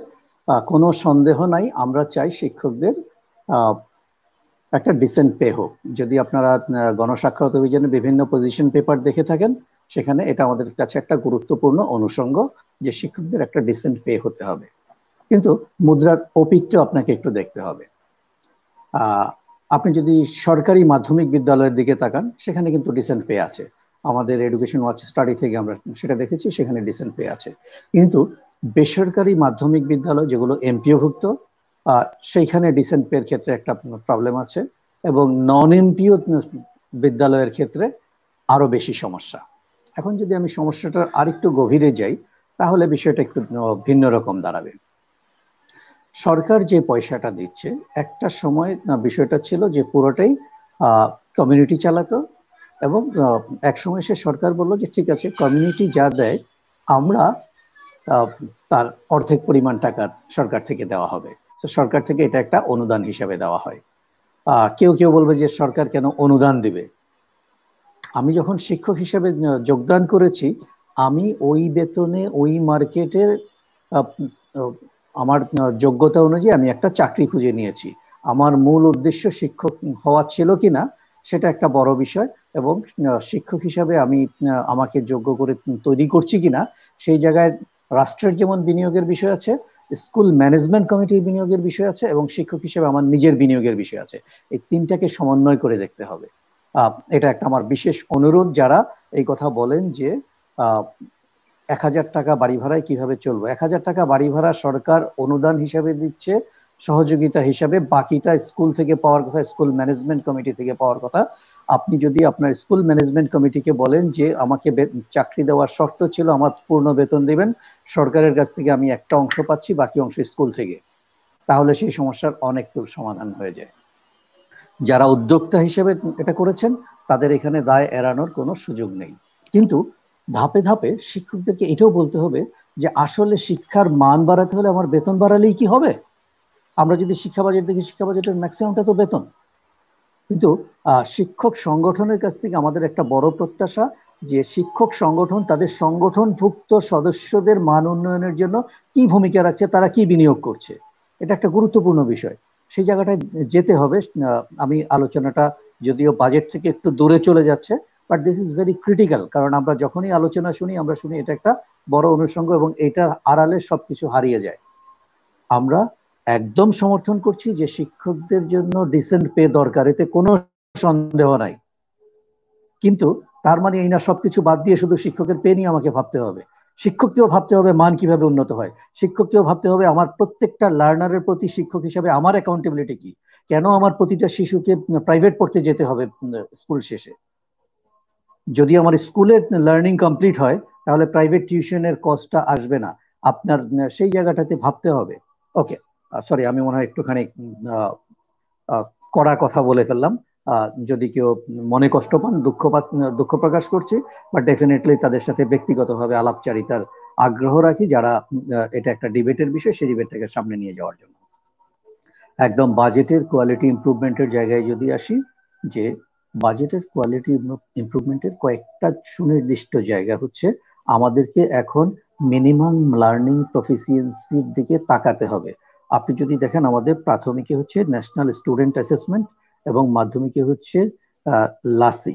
এই দুইটার রেজাল্ট থেকে আমরা দেখছি যে আমাদের শিশুরা বিদ্যালয়ে যাচ্ছে কিন্তু আদতে তারা শিখছে না, তারা কর্মজগতের জন্য প্রস্তুত হচ্ছে না। আমার শিক্ষার বিনিয়োগের এই জায়গায় একটা বিরাট চিন্তা করতে হবে। যখন আমাদের সরকার শিক্ষা বাজেট নিয়ে কথা বলে, গৌতম দা যে কথা বলছিলেন যে বটম আপ একটা অ্যাপ্রোচ আছে, সেই বটম আপ অ্যাপ্রোচ যদি আমার ইনফর্ম ডিসিশন না হয়, সেই বটম আপ অ্যাপ্রোচ দিয়ে তো আমি আগাতে পারছি না। কারণ আমি যাকে জিজ্ঞেস করছি তার কাছে তো সেই ভিশনটা নাই। আমি যদি একটা স্কুলে গিয়ে জিজ্ঞেস করি যে এই স্কুলের স্বপ্ন কি আগামী 10 বছরে, একটা বড় অংশ বলতে পারবে না স্কুলের স্বপ্ন কি। আমি যদি একটা সময় ছিল, আমি যদি শিক্ষার্থীদেরকে জিজ্ঞেস করতাম কি হতে চাও, সে বলতো যে বড় হয়ে আমি শিক্ষক হতে চাই, কারণ তার সামনে শিক্ষকের চেয়ে বড় আর কিছু নাই। তো আমার এই ভিশন তৈরি করাটা, সেটা তো একটা গুরুত্বপূর্ণ বিষয়। যদি আমি সেই ভিশনটা তৈরি করতে পারি তাহলেই আমার শিক্ষকরা বলতে পারবে যে আসলে কোথায় বরাদ্দের দরকার। আপনি দেখেন আমরা স্টাইপেন্ডে বরাদ্দ দিচ্ছি, স্টাইপেন্ডে কত করে বরাদ্দ দিচ্ছি? 150 টাকা পার চাইল্ড, তাই তো? 150 টাকা দিয়ে কি আমার দরিদ্র মানুষের ছেলে মেয়েদের শিক্ষা হয়? তার মানে আমি মানছি যে স্টাইপেন্ড খুব গুরুত্বপূর্ণ যদি আমি আমার শিশুর শিক্ষা নিশ্চিত করতে চাই, কিন্তু আমি সেটা পর্যাপ্ত দেই না, সেখানে অপর্যাপ্ত। একটা হচ্ছে ব্ল্যাঙ্কেট কাভারেজ, আমি একটা অ্যামাউন্ট দিতে পারি, কিন্তু নিড বেসড একটা বড় অংশ থাকতে হবে যে দরিদ্রতম মানুষের পরিবারের শিশুরা মিনিমাম তার টোটাল এডুকেশন এক্সপেন্ডিচার যাতে কভার করতে পারে, সেটার জন্য কত বরাদ্দ দরকার। আমার টিচিং লার্নিং প্রসেসের জন্য শিক্ষকের সক্ষমতা বৃদ্ধির জন্য কত দরকার, এবং শিক্ষকদের একটা ক্যারিয়ার ডেভেলপমেন্ট পাথ থাকা দরকার। আমি ফিল করি একজন শিক্ষক যেদিন জয়েন করবে তার সক্ষমতা সেই দিন যে অবস্থায় থাকবে, তার থেকে 3 বছর পরে একটা নির্দিষ্ট বেঞ্চমার্ক থাকবে, ওই টার্গেট যারা ক্রস করবে তাদের জন্য একটা প্রমোশনের অপরচুনিটি থাকতে হবে। আরো 3 বছরের মাথায় গিয়ে আরেকটা প্রমোশন। আমাদের এখন 10 বছরের মাথায় একটা টাইম স্কেল, এটা নিয়ে আমাদের শিক্ষকরা যুদ্ধ করে। কিন্তু তার ক্যারিয়ার ডেভেলপমেন্ট পাথের এই জায়গাটায় একটা ওনাদের সাথে পলিটিক্যাল লিডারদের অনেক যোগসূত্র আছে, কিন্তু সেই ডিবেটটা তারা এখনো সামনে আনছেন না জোরালো ভাবে। কারণ সে জোরালো ভাবে সামনে আনতে হলে আমাদের টিচারদের অ্যাকাউন্টেবিলিটির কথা ভাবতে হবে, আমার বাজেট বরাদ্দ এবং বাজেট ইউটিলাইজেশন দুটোই ভাবতে হবে। আমি এই জায়গায় থামি, গৌতম দা যদি সামনের দিকে এগিয়ে নেন আমি আবার আসবো।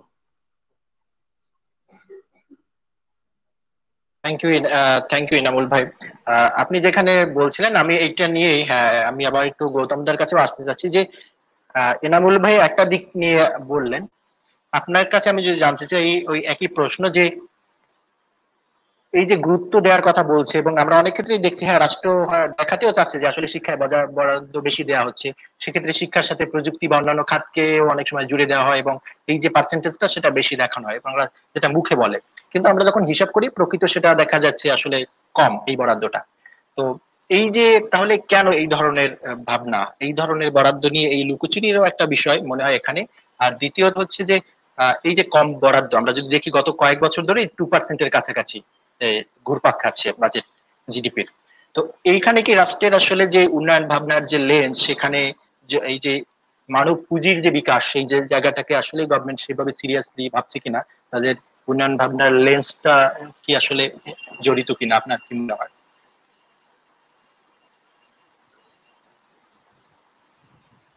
এটা একটা কঠিন প্রশ্ন, আসলে কঠিন প্রশ্ন এই অর্থে আমি শুরুতেই একটা কথা বলেছি যে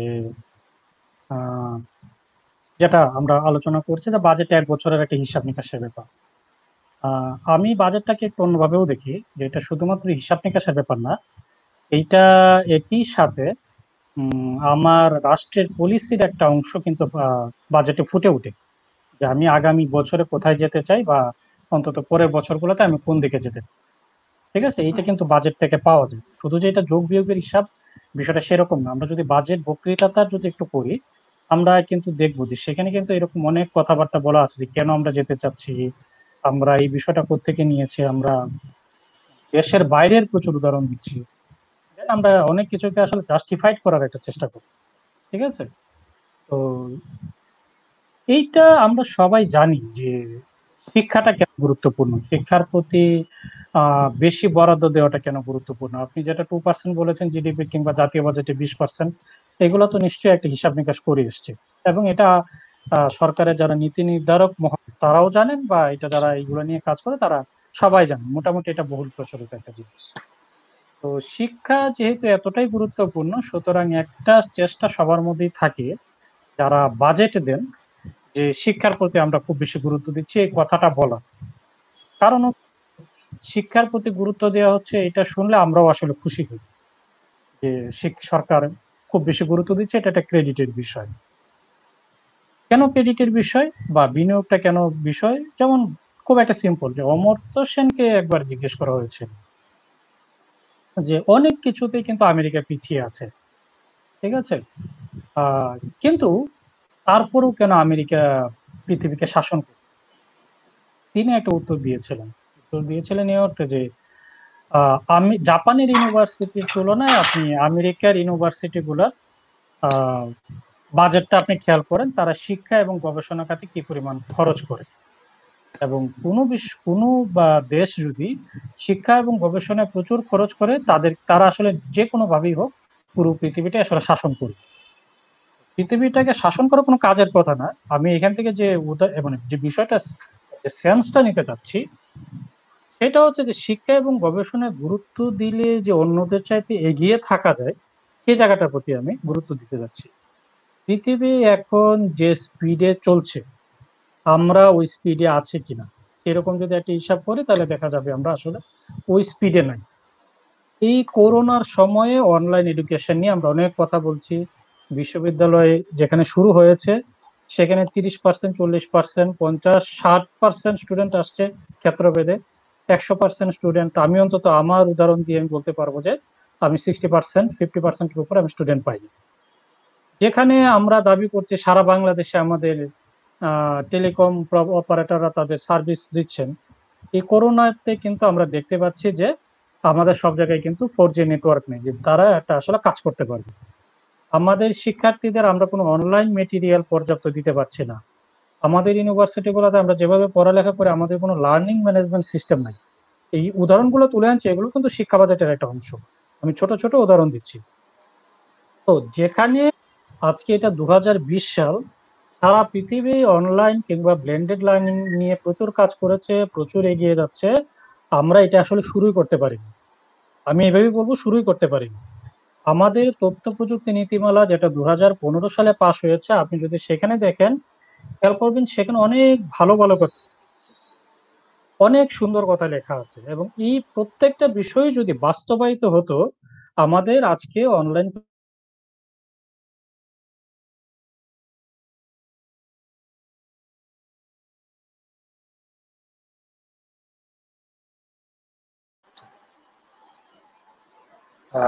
দাদা কি শুনতে পাচ্ছেন আমাদেরকে?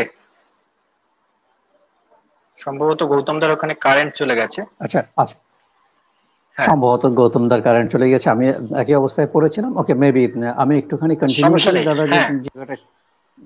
হ্যাঁ, প্লিজ। ওকে, আমি বিষয়টা, হ্যাঁ, দাদা খুব চমৎকার একটা বিষয় উত্থাপন করেছেন। দেখেন, বাংলাদেশে 18ই মার্চ তারিখে সমস্ত ধরনের শিক্ষা প্রতিষ্ঠান বন্ধ হয়েছে,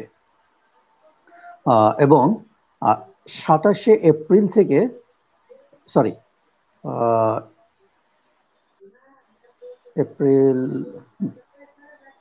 এপ্রিলের 7 তারিখ থেকে সম্ভবত, এপ্রিলের 7 অথবা 17 তারিখ থেকে আমাদের অনলাইনে টেলিভিশনের মাধ্যমে শিক্ষা ব্যবস্থাটা চালু হয়ে গেছে। ঠিক আছে, তারপরে মে মাসের মাঝামাঝি এসে আমরা ইন্টারনেটের মাধ্যমেও শিক্ষাদান শুরু করেছি। সো তারপরে আমরা আসছি যে মোবাইল ফোন এবং ওকে গুড, মোবাইল ফোন এবং ইয়েতে শুরু করলাম।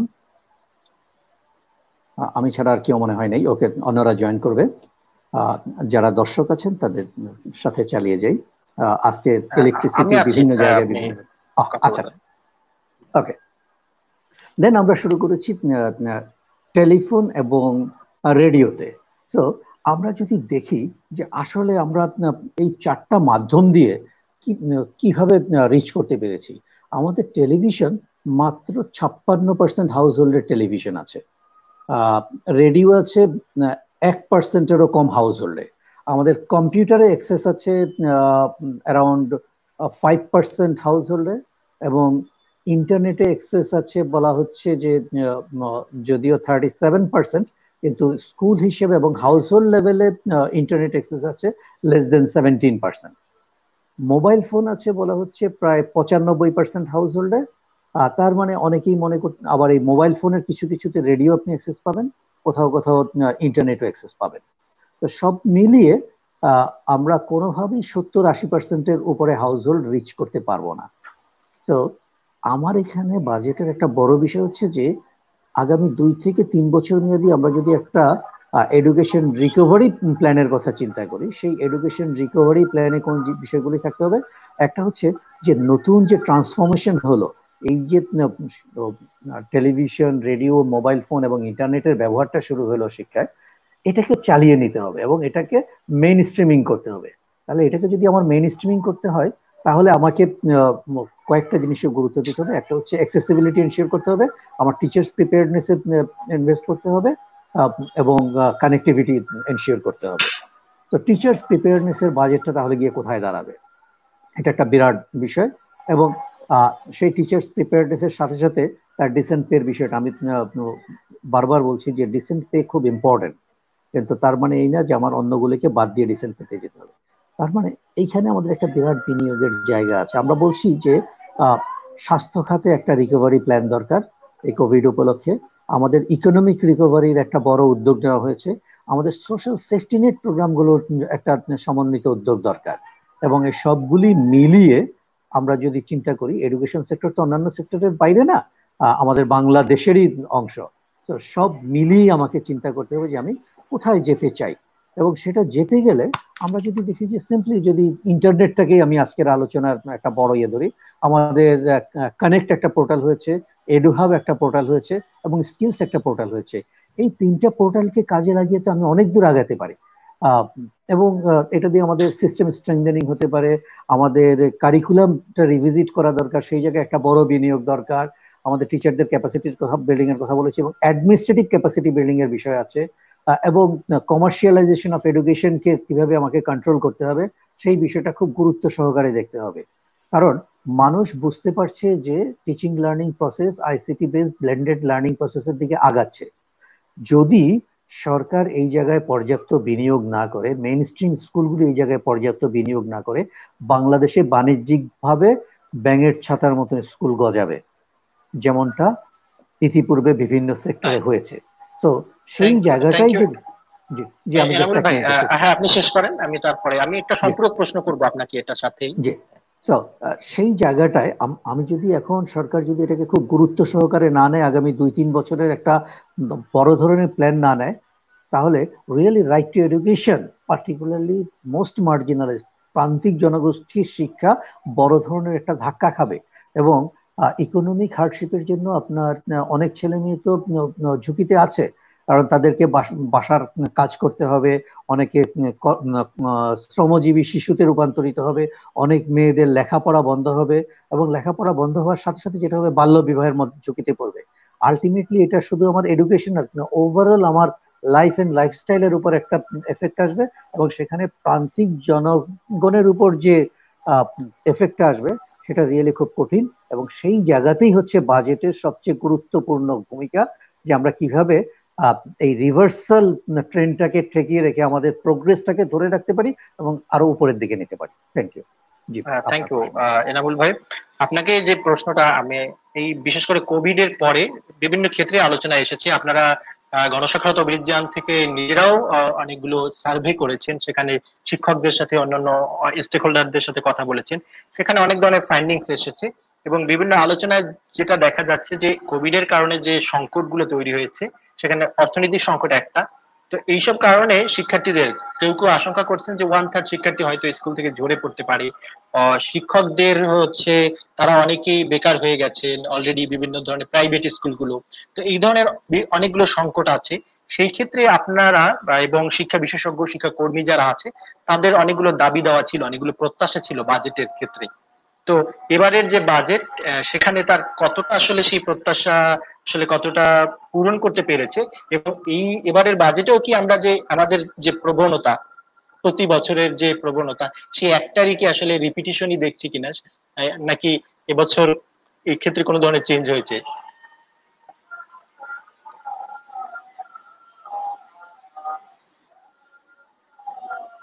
আপনার মাইকটা মিউট করা আছে। আচ্ছা, হ্যাঁ। পেয়েছি, সেখানে আমাদের অনেকগুলি দাবি দেওয়া ছিল। তার মাঝে একটা বড় দাবি দেওয়া ছিল স্কুল রিওপেনিং এর বিষয়ে চিন্তা ভাবনা করা, ব্যাক টু স্কুল প্রোগ্রামটাকে স্ট্রেংথেন করা, এবং টিচার্স প্রিপেয়ারনেসে অনেক গুরুত্ব দেওয়া।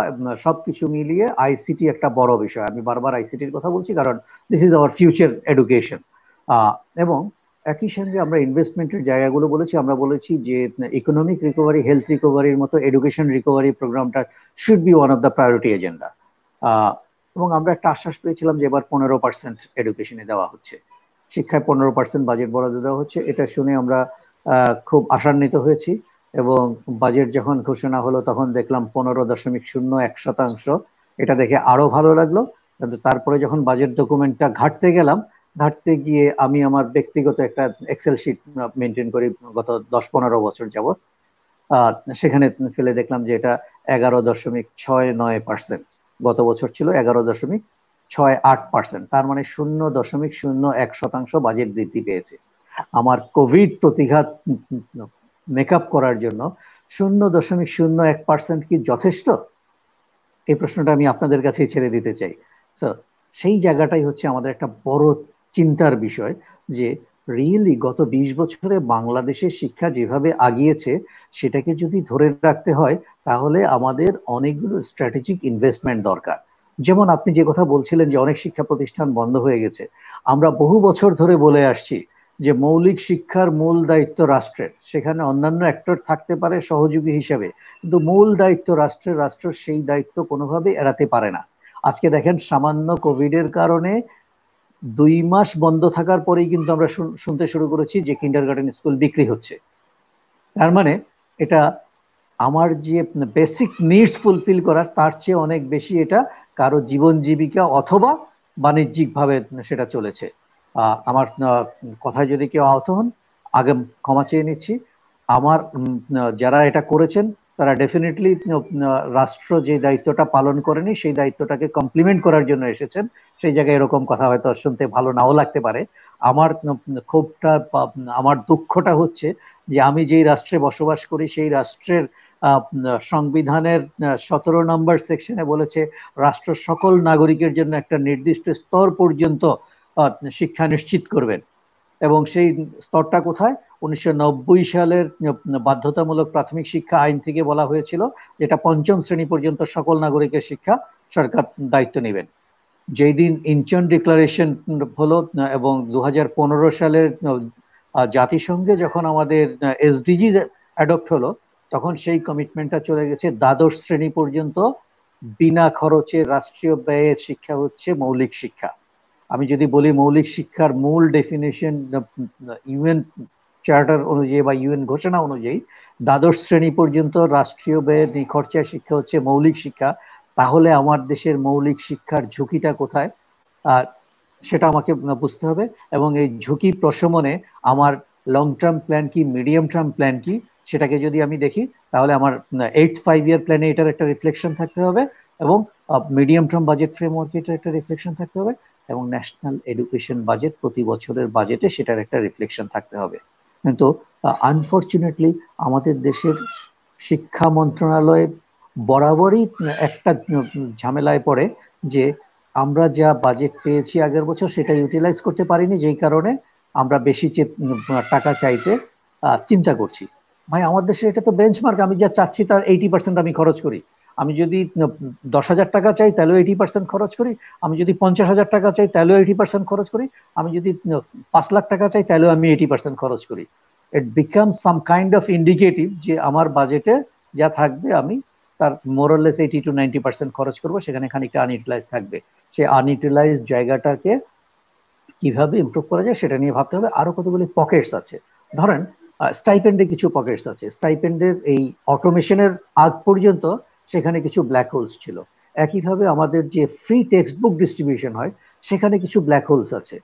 তারপরে হচ্ছে আমাদের যে সরকারি বিদ্যালয়ের সংখ্যা আমরা দেখি, সেই বিদ্যালয় সংখ্যার মধ্যেও কিছু ব্ল্যাক হোলস আছে। যেমন যেসব বিদ্যালয় নদীগর্ভে বিলীন হয়ে যায় সেই বিদ্যালয়গুলি কি খাতা থেকে নাম বাদ পড়ে?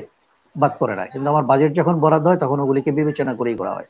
আমার হিউজ টিচার্স ভ্যাকেন্সি থাকে, আমি যখন বাজেট করছি তখন তখন তো এই ভ্যাকেন্সি অনেকগুলি ফিল ইন হবে বলে চিন্তা করে করছি। আমার অ্যাট্রিশন টিচারের নিয়োগটা টাইমলি হচ্ছে না।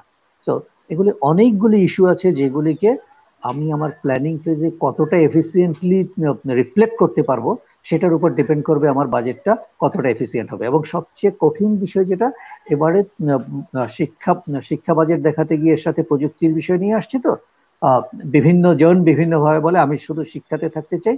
আমার কথা হচ্ছে শিক্ষাতে বরাদ্দ 11.69%, যেটাতে আমরা সন্তুষ্ট না।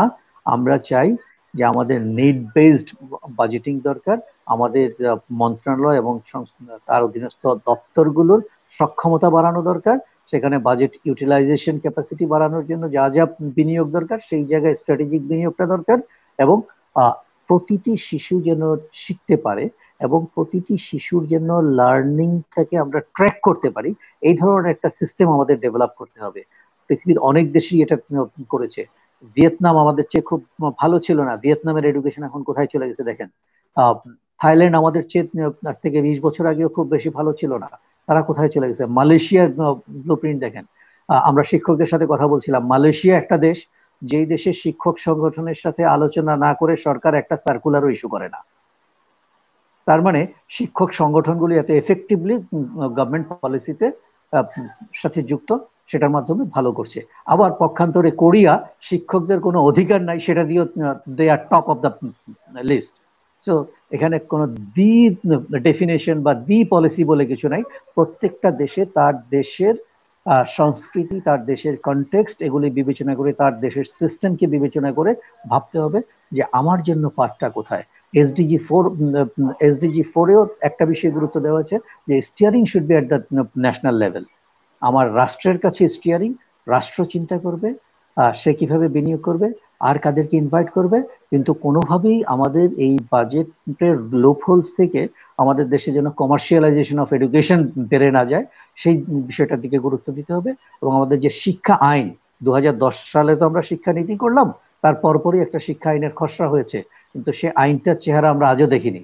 কিন্তু এখনো আমরা শুনছি যে শিক্ষা আইনটা আবার উঠছে এবং সেখানে এসে বলছে যে এই গাইড বই এবং কোচিং এই দুটোকে উন্মুক্ত রেখেই শিক্ষা আইন করা হবে। আপনি যদি সেই কমার্শিয়ালাইজেশনের বিষয়টাকে উন্মুক্ত রেখেই একটা আইন করেন তাহলে তো আপনার রাইটস ভায়োলেশন হবেই। তো সেই জায়গায় আমাদেরকে সতর্ক থাকতে হবে। ধন্যবাদ। থ্যাংক ইউ এনামুল ভাই। আপনার এই প্রশ্নের সূত্র ধরেই আমি গৌতম দাকে যে প্রশ্নটা করতে চাই সেটা হলো যে এখানে এনামুল ভাই অনেকগুলা বলেছেন যে যেই সব প্রত্যাশা ছিল, বিশেষ করে শিক্ষা পুনরুদ্ধারের জন্য যেই ধরনের বাজেট বরাদ্দর আশা করেছিল, সেইগুলো দেখা যায় যে আমরা সেই গতানুগতিক গত বছর বা তার আগের বছরের যেই ধরনের ট্রেন্ড ছিল একই হারেই আসলে বরাদ্দটা হয়েছে।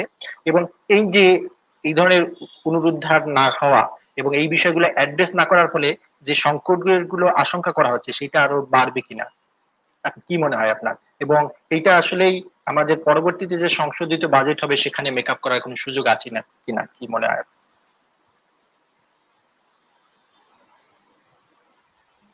করোনার জন্য অনেক প্রতিষ্ঠান সংকটে পড়েছে। এনামুল ভাই একেবারে উদাহরণ দিয়ে বললেন। শুধু এটা হচ্ছে একটা দিক। তো আমরা যদি একটু মানুষের দিকে তাকাই, যেটা আমাদের একটা সবচেয়ে বড় ভয়, যে ধরেন প্রাথমিক স্তরে আমাদের যে পরিমাণ শিক্ষার্থীরা ভর্তি হয়, যে পরিমাণ টিকে থাকে, তারপরে আমাদের যে বাল্য বিবাহের যে প্রবণতাটা, এই বিষয়গুলো দেখলে আমরা কিন্তু দিন দিন আসলে উন্নতি করছি এবং একটা কিন্তু বেশ ভালো অবস্থানে যাচ্ছি। কোথাও কোথাও অলরেডি চলে আসছে, কোথাও কোথাও আসছে, আমরা যাচ্ছি। করোনার সময় যেটা হচ্ছে যে এখানে অনেকগুলা প্রবলেম আসলে একসাথে সৃষ্টি হচ্ছে। যেহেতু যে সমস্ত স্কুল মানে বেসরকারি ভাবে চলছে, টাকাগুলা তারা বেতন থেকে, শিক্ষার্থীদের বেতন থেকে নিয়ে শিক্ষকদেরকে দিচ্ছে, তাদের হচ্ছে সংকটটা এক ধরনের। আবার জনগণের যাদেরকে আমরা দরিদ্র মানুষ হিসাবে চিহ্নিত করি, অতি দরিদ্র যারা আছে, তাদের সংকটটা আসলে আরেক ধরনের। তো সবকিছু বিবেচনায় আমরা যদি দেখি যে এক ধরনের প্রবলেম অলরেডি সৃষ্টি হয়ে গেছে এবং খুব খুব উদ্বেগের ব্যাপার হচ্ছে। আমরা অনেকে হয়তো মনে করে যে প্রাথমিক লেভেলে হয়তো এই প্রবলেমটা খুব বেশি, বিশ্ববিদ্যালয় স্তরে হয়তো প্রবলেমটা কম। কিন্তু যখনই আমরা এই যে পুনরায় অনলাইনে প্রসঙ্গটাই যদি বলি, অনলাইন ক্লাসের যে প্রসঙ্গটা, যখন দেখছি যে মানে বড় অংশের স্টুডেন্টদের কাছে তাদেরকে মানে ক্লাস করার জন্য পর্যাপ্ত পরিমাণে ডিভাইস নাই এবং অনেকে আসলে পর্যাপ্ত ডেটা প্যাক কিনতে পারছে না।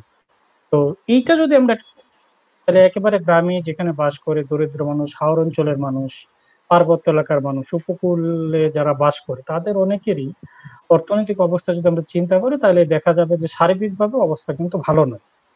এবং এই কারণে আমরা বিভিন্ন সময়ে বলার চেষ্টা করেছি যে এই বছরের যে বাজেটটা হবে, এই বাজেটের জন্য ফোকাসটা হয় করোনাকে কেন্দ্র করে এবং সেখানে আহ তাৎক্ষণিকভাবে নিড অ্যাসেসমেন্ট করে কিংবা সরকারের কাছে প্রচুর ডেটা থাকে, সেটার ভিত্তিতে আগামী অন্তত 2-3 বছরে বাজেটটা এরকম হবে যে শিক্ষার ক্ষেত্রে প্রচলিত যে প্রবলেম গুলা হচ্ছে, সেই প্রবলেম গুলাকে অ্যাড্রেস করা, এটা 1 নাম্বার। 2 নাম্বার হচ্ছে এখন নতুন করে যে প্রবলেম গুলো ক্রিয়েট হচ্ছে, সেই প্রবলেম গুলাকে আমলে নেওয়া এবং আগামী 2-3 বছরের কথা মাথায় রেখে বাজেটটা ঠিক করা।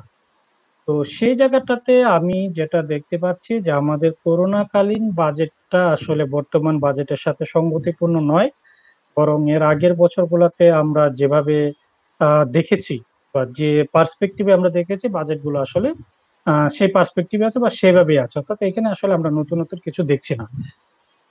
আমি ঠিক নিশ্চিত নই যে বর্তমান বাজেটের কারণে আমরা আসলে এই যে ধসের কথা আমরা চিন্তা করছি, যে সমস্যাগুলোর কথা আমরা চিন্তা করছি, ঝরে পড়ার কথা, বাল্য বিবাহের কথা, অর্থাৎ সার্বিকভাবে শিক্ষায় যে ধসের কথা আমরা চিন্তা করছি, সেই বর্তমান বাজেটটা দিয়ে আসলে সেই ধসগুলোকে ঠেকানো সম্ভব হবে কিনা আমি ব্যক্তিগতভাবে আশাবাদী নই এই কারণে যে বাজেট খরচ, বাজেটের দিক নির্দেশনা একটা বড় ব্যাপার। সেই দিক নির্দেশনাতে আসলে এই বিষয়গুলো অনুপস্থিত এবং যতদূর আমি বুঝি যেহেতু বাজেটের অধিকাংশই হচ্ছে বেতন এবং অবকাঠামোগতভাবে যাবে, এর বাইরে যে অংশটা আছে সেই অংশটা দিয়ে আসলে এই বিশাল পরিমাণ যে সমস্যা, সেই সমস্যাটা আসলে দূর করা সম্ভব না। তো আমি আসলে নিজেও কনফিউজ যে এটা আসলে কতটুকু সম্ভব, কিন্তু আমি যদি আমার পূর্ব অভিজ্ঞতার কথা মাথায় রেখে যদি চিন্তা করি, তাহলে আমি বলবো যে বর্তমান সময়ের বাজেট এইটা দিয়ে আসলে করোনাকালীন সংকটটাকে আসলে ওভারকাম করা সম্ভব হবে না। থ্যাংক ইউ দাদা। গৌতমদার সাথে একটু যোগ করবো। হ্যাঁ, শিওর। গৌতমদা, একটা আশার কথা হচ্ছে যে আমাদের সরকার একটা এডুকেশন ইমার্জেন্সি প্ল্যান করেছে, যেটা গত মে মাসে করা হয়েছে এবং সেখান থেকে বেশ কিছু ইমার্জেন্সি রেসপন্সের কথা সরকার বিবেচনা করছে। সেটা আমাদের বিশেষ করে প্রাথমিক শিক্ষার জন্য গ্লোবাল পার্টনারশিপ ফর এডুকেশন থেকে যে সাপোর্টটা আসে, সেখান থেকে একটা এডিশনাল সাপোর্ট আসছে এবং এটাকে কেন্দ্র করেই মূলত কোভিড রেসপন্সে বেশ কিছু উদ্যোগের কথা বিবেচনা করা হয়েছে। আমরা আশা করি সেখান থেকে হয়তো বেশ খানিকটা সাপোর্ট আমরা পাবো, কিন্তু এটা তো খুবই সীমিত পর্যায়ের। সেটা প্রাথমিকের হয়তো একটা অংশকে সাপোর্ট দেবে, কিন্তু মাধ্যমিক এবং উচ্চশিক্ষার ক্ষেত্রে কি হবে, আমি সেই বিষয়টা নিয়ে খুবই চিন্তিত। এবং প্রাথমিকও আমার চিন্তা এখনো রয়ে গেছে এই কারণে যে প্র্যাকটিক্যালি সেটা তো আমার ভিত্তি, সেই ভিত্তিতে যদি লার্নিংটা ঠিক মতো না হয়, এই সময় এসে তো আমাদের প্রোটেকশনটা খুব গুরুত্বপূর্ণ বিষয় হিসেবে আমরা চিন্তা করেছি। কিন্তু যদিও প্রোটেকশনটা খুব চিন্তা করেছি, কিন্তু প্রোটেকশনের জন্য আমরা পর্যাপ্ত ব্যবস্থা নিতে পারিনি। আমাদের বাজেটে কোন জায়গাটায় লার্নারদের প্রোটেকশনের জন্য কি বরাদ্দ দেওয়া হয়েছে, বিশেষ বরাদ্দ অথবা কিভাবে অ্যাড্রেস করেছি, সেটা দেখতে গেলে বুঝতে পারবো। আমাদের যে ডিস্টেন্স লার্নিং যেটা হয়েছে, সেটা থেকে অর্ধেকের মতো ছেলে মেয়ে বা অর্ধেকের কিছু বেশি ছেলে মেয়ে সাপোর্ট পেয়েছে, কিন্তু যারা ঝুঁকিতে, সবচেয়ে বেশি ঝুঁকিতে, তারা তো ঝুঁকিতেই রয়ে গেছে। তো একইভাবে যখন ফিরে আসবে স্কুলে, যাদের বাবা মা বাড়িতে শিক্ষার্থীদেরকে সাপোর্ট দিতে পারবে, প্র্যাকটিক্যালি তারাই ক্যাচ আপের ক্ষেত্রে মোটামুটি আগিয়ে যাবে। আর যাদের বাড়িতে সেরকম সাপোর্ট দেওয়ার লোক নেই, অথবা যারা প্রাইভেট টিউটরের এফোর্ড করতে পারবে না, তারা কিন্তু আবার ঝুঁকিতে পড়ে যাবে। তো সেই ঝুঁকিটা মিলিয়ে আমার এডুকেশন রিকভারি প্ল্যানটাও আসলে আমাকে সেভাবে সাপোর্ট করবে কিনা, সেই জায়গাটা একটু ভাবতে হবে আমাদেরকে। করোনাটাকে খুব সিরিয়াসলি নিতে হবে। আমি মনে করি যে এটা আমাদের জীবনের দর্শনকে অনেক ধরনের চিন্তার মধ্যে ফেলে দিয়েছে। আমরা যেভাবে ভাবছিলাম নিউ নর্মাল কথা এখন আমি বলছি, আমরা বলছি গ্লোবালি, আমি বলি যে শুধু নিউ নর্মাল না, this is a new way of transformation.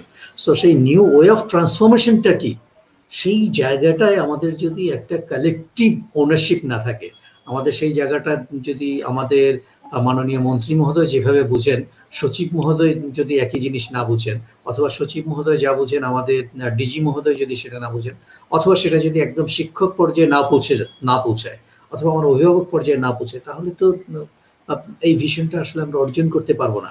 কারণ বাবা মার মধ্যে তো একটা আশঙ্কা সবসময় থাকে যে আমার ছেলে মেয়েকে আমি স্কুলে পাঠিয়েছি, এটা থেকে সে কর্মজগতে যাবে, এবং কর্মজগতে যেতে হলে তার একটা স্কোর দরকার। কারণ আমার আনএমপ্লয়মেন্ট একটা বড় সমস্যা। যখন আনএমপ্লয়মেন্ট বড় সমস্যা, তখন যাদের স্কোর বেশি তারা ভালো করবে। অতএব সেই স্কোর থেকে শিশুরা শিখছে কি শিখছে না এটা বড় কথা না, বাবা মার কাছে একটা বড় প্রত্যাশা হচ্ছে আমার ছেলে মেয়ে একটা ভালো স্কোর পাবে। এবং শিক্ষক হিসেবে আমি যদি ক্লাসে সেটা পর্যাপ্তভাবে ট্রান্সফর্ম করতে না পারি, তখন পরীক্ষার সময় এসে আমি আমার পারফরমেন্স ধরে রাখার জন্য যে যা করেছে তার চেয়ে একটু বেটার গ্রেড দিতে, দেন অ্যাটলিস্ট নিজেকে রক্ষা করতে চাই, আমার সাবজেক্টে ছেলে মেয়েরা ভালো করেছে, তারা শিখেছে কি শিখেনি সেটা বিষয় না। তো কিন্তু আমার নতুন ট্রান্সফরমেটিভ ওয়ে অফ লাইফের জন্য প্যারেন্টস হিসাবে আমার রোল কি, শিক্ষক হিসাবে আমার রোল কি, অথবা এডুকেশন অ্যাডমিনিস্ট্রেটর হিসাবে আমার রোল কি, এবং এই বিভিন্ন অ্যাক্টরদের মধ্যে চাওয়া পাওয়ার যে সমন্বয়, সেই সমন্বয়ের জায়গায় আমাদেরকে আরেকটু কাজ করতে হবে। এনামুল ভাই, আপনার কাছে আরেকটা সম্পর্ক প্রশ্ন, সেটা হলো যে এখানেই যে এই যে তাহলে আমাদের এত বছরের যে শিক্ষায় অর্জন, সেটা কি আমরা যদি ঠিকভাবে অ্যাড্রেস না করতে পারি সেই জায়গাগুলো, সেটা কি আরো পিছিয়ে যেতে পারি কিনা আমরা এই জায়গা থেকে, এবং সেখান থেকে উত্তরণের জন্য তাহলে আমাদের কি করতে হবে, এবং বিশেষ করে বাজেটে আমাদের কোন জায়গাগুলো তাহলে নজর দেওয়া দরকার বলে আপনার মনে হয়?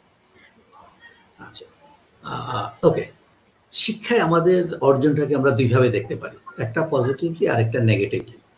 ঠিক আছে, যদি আমি পজিটিভলি দেখি এইভাবে যে বাংলাদেশে রাজনৈতিক ধারার অনেক পট পরিবর্তন হয়েছে, এবং শিক্ষা পরিবার অত্যন্ত ভাগ্যবান যে অন্যান্য সেক্টরে যখন রাজনৈতিক পট পরিবর্তন হয়, আগের সরকার যা করেছে পরের সরকার এসে সেটা বাদ দিয়ে নতুন করে শুরু করে, কিন্তু শিক্ষা ক্ষেত্রে সেটা হয়নি, বরঞ্চ আগের সরকার যা করেছে পরের সরকার এসে সেটার উপরে আরো কিছু করেছে।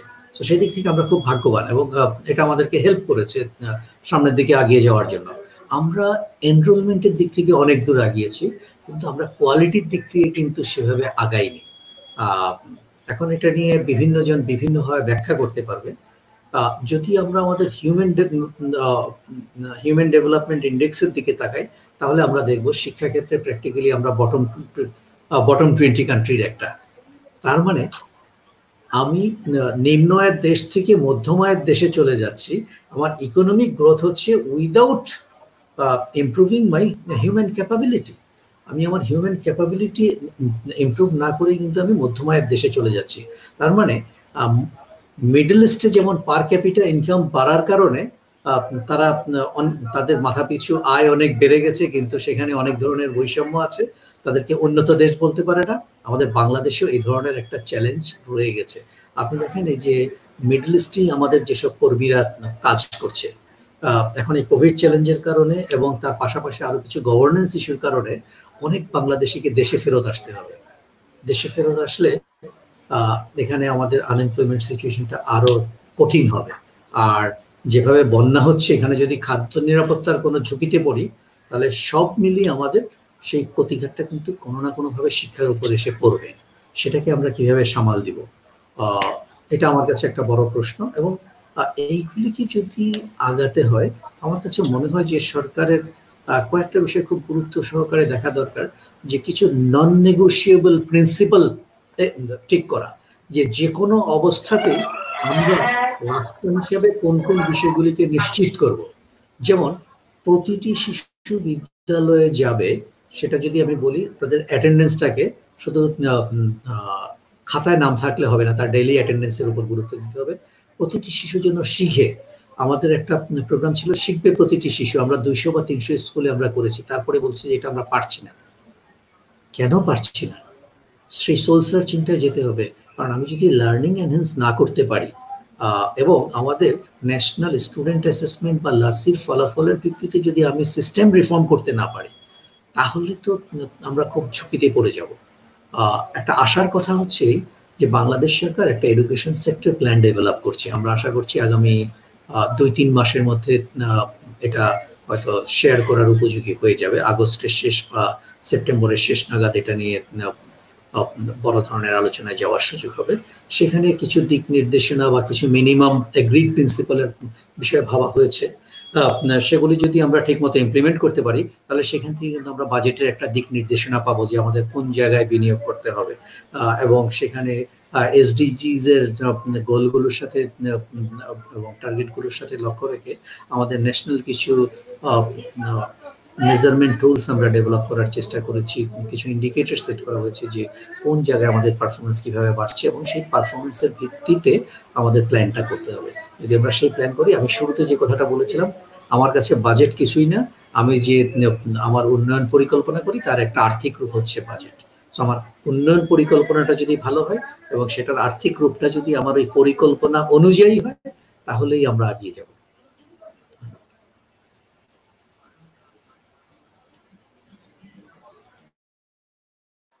থ্যাংক ইউ এনামুল ভাই। আমরা শেষের দিকে একবারে আপনি যে বিষয়গুলো বললেন, আমি এই আলোচনা একটু গৌতম দাকেই আবার করতে চাই যে তাহলে আমাদের আসলে কোথায় নজর দেওয়া দরকার। এনামুল ভাই যেমন বললেন যে এখানে আমাদের আসলে স্বল্পমেয়াদী দীর্ঘমেয়াদী নানা ধরনের আসলে পরিকল্পনাটা দরকার, এবং সেই পরিকল্পনার যেন একটা রিফ্লেকশন আমাদের বাজেটে থাকে। আপনি কি মনে করেন এখানে আপনার আপনার মতে কোথায় আমাদের আসলে অগ্রাধিকার দেওয়া দরকার, আমাদের ফোকাস কোথায় হওয়া দরকার? আমি এনামুল ভাইয়ের সাথে একমত। আমি যদি আরো একটু মানে নির্দিষ্ট করি বিষয়টাকে, তাহলে আমি বলবো যে আমাদের জাতীয় শিক্ষানীতিতে যেভাবে আমাদের শিক্ষাটাকে এগিয়ে নেওয়ার কথা বলা হয়েছে, সেদিকে নজর দেওয়া দরকার। কেন? যে যখন একটা শিক্ষানীতি তৈরি করা হয়, শিক্ষানীতির কিন্তু একটা টার্গেট থাকে যে আগামী 10 বছর, 15 বছর, 20 বছর পরে আমরা সেখানে যেতে চাই। শিক্ষানীতি আমাদের কারো ব্যক্তিগতভাবে পছন্দ হতে পারে, নাও পছন্দ হতে পারে, আমাদের আরো অনেক আশা আকাঙ্ক্ষা থাকতে পারে, অনেক কিছুই থাকতে পারে।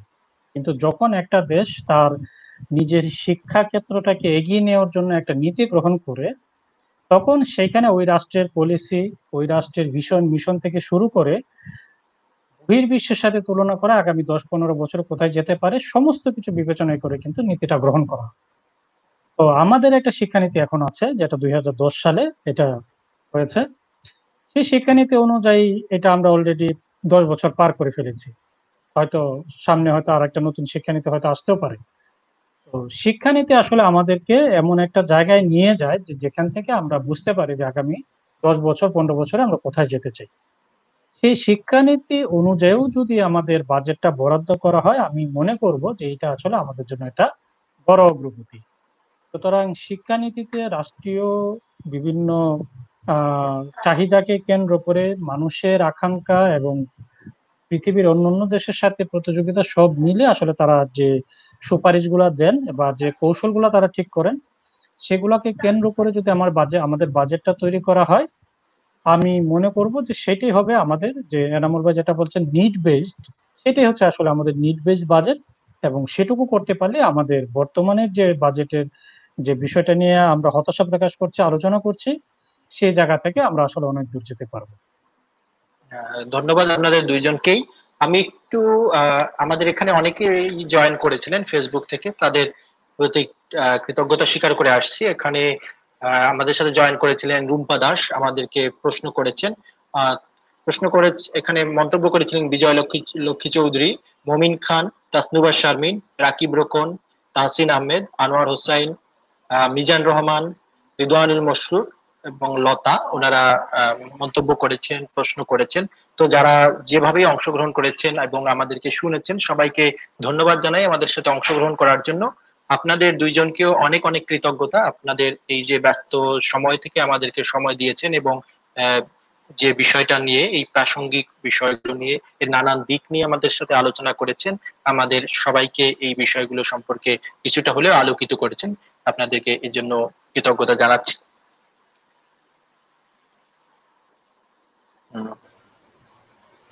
আপনাকেও ধন্যবাদ এবং শিক্ষা আড্ডার সবাইকে ধন্যবাদ, দর্শকদের ধন্যবাদ, সবাইকে ধন্যবাদ জানাচ্ছি। তাহলে আমরা এখন বিদায় নেব। বিদায় নেওয়ার আগে জানাচ্ছি যে আমাদের সিলেবাসে নেই, এর পরবর্তী পর্ব দেখবেন আগামী 8 আগস্ট 2020 শনিবার সন্ধ্যা 7:30 যে সময় আমরা প্রত্যেক সপ্তাহে ঠিক এই সময় ফিরে আসি। আগামী সপ্তাহ ঈদের জন্য বন্ধ থাকবে এবং তারপর থেকে আমরা আবার নিয়মিত আমাদের এই প্রোগ্রামে ফিরে আসব। ততদিন পর্যন্ত সবাই ভালো থাকবেন, সুস্থ থাকবেন, এই কামনায় আজকের মতো এখানেই শেষ করছি।